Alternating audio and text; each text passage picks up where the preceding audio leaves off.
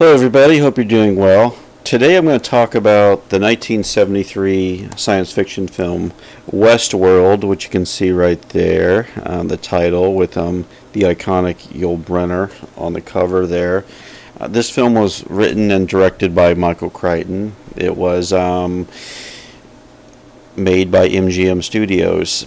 So Crichton, by this time, had a huge hit with the Andromeda Strain, his novel, and was getting into writing and directing films this time, and he would direct a series of science fiction films. This might be the most well-known film that he directed, Westworld. So the film has a great premise. The film imagines, I guess you could say, an amusement park for adults where you can live in different worlds. There's an old west, there's a medieval world, and there's a Roman Empire type world. And this park has the technology. They have robots or artificial humans there who you can interact with in many different ways.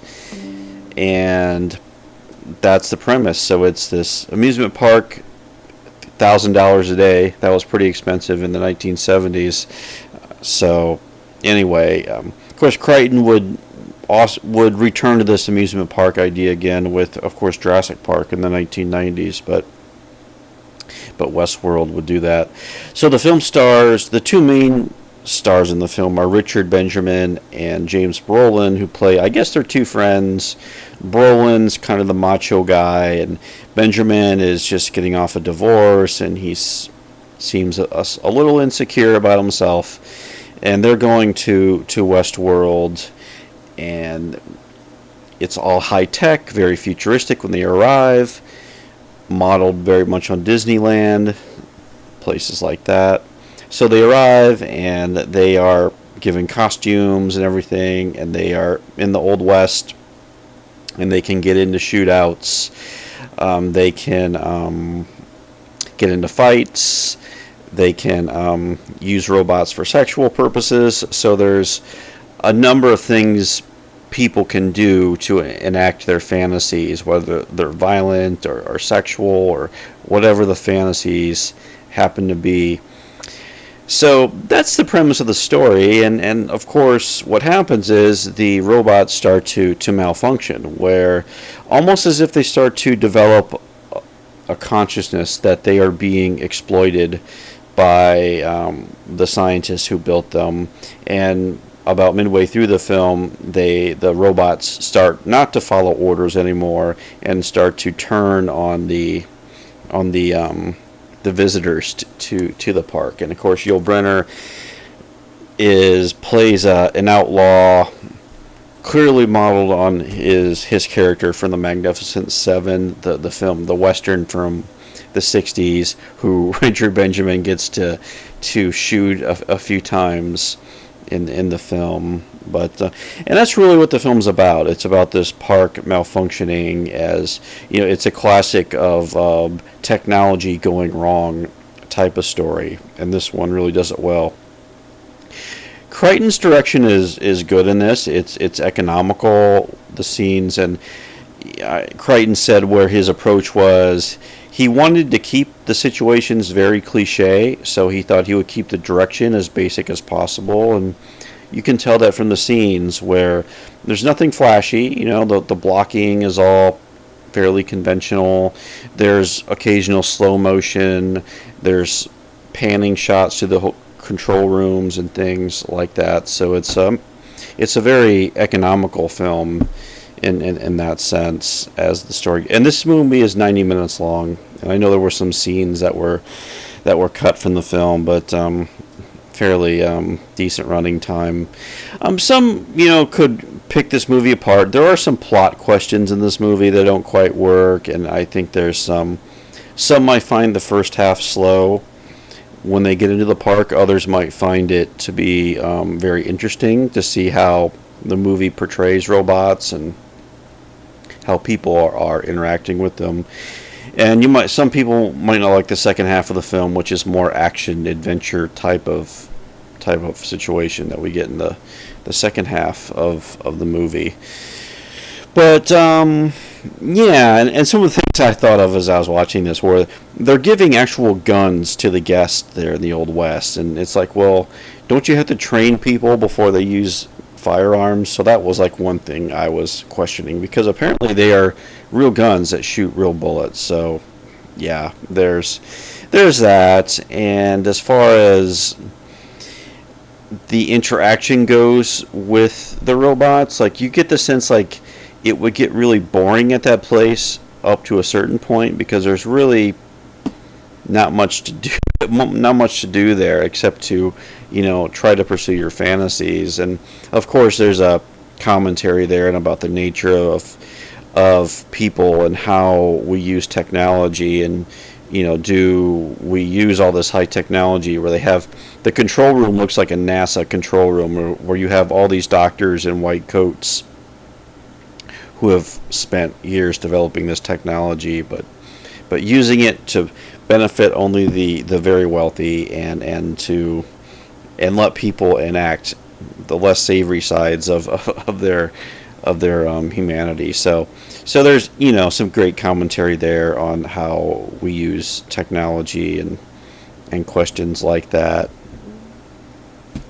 It's interesting too. The film starts out where they're interviewing people who have left the park and giving their review, and one of the men coming out says something like, "Well, it was the realest thing I've ever experienced," and it kind of made you think of that postmodern idea, I think, by Jean Brulliard, which The Matrix was all about, how the simulation of reality becoming more real than real itself.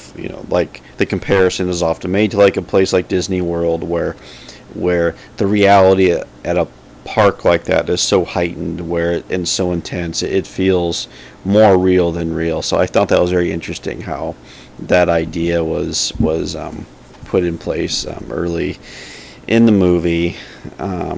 Yeah, and we also see there's like a cleanup crews that have to come in after the carnage of the night, and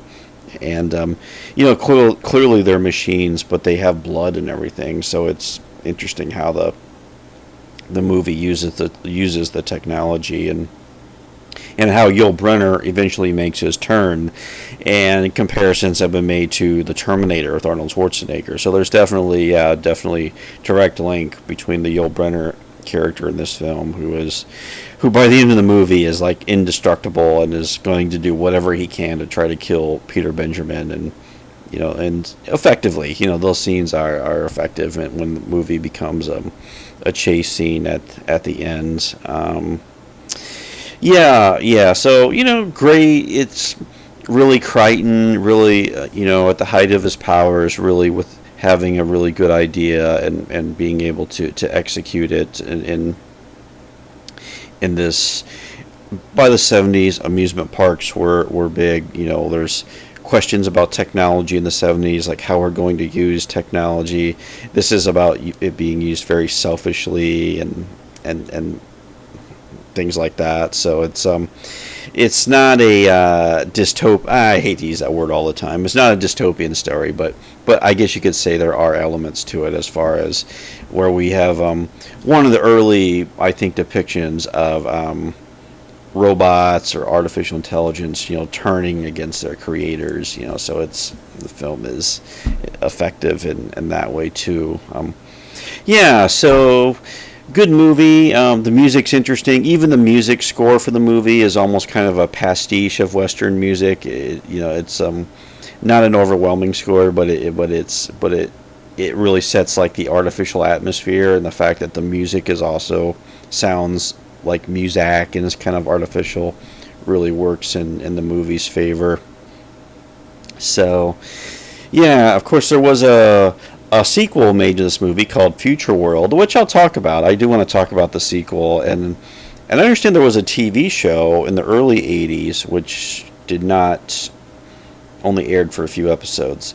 And of course there was a major TV series that aired on HBO, Westworld, which I remember watching the first couple episodes, but for whatever reason I never continued on with the series. But a series that is really can explore the darker elements that this movie could merely suggest, as far as how people are using artificial intelligence to, deal with their violent impulses, and I think the show got into themes of consciousness and things like that too. So someday maybe I'll give the TV show a watch and compare it with this fairly low budget movie, B movie. MGM did not give it a great budget. I know the movie was made under some tight circumstances, but it seemed like Crichton and the cast had a good time doing it, and the movie did well. So an interesting sci-fi movie from the 1970s that had a big afterlife afterwards. So, all right, well, thanks for watching, and I will talk to you later. Bye.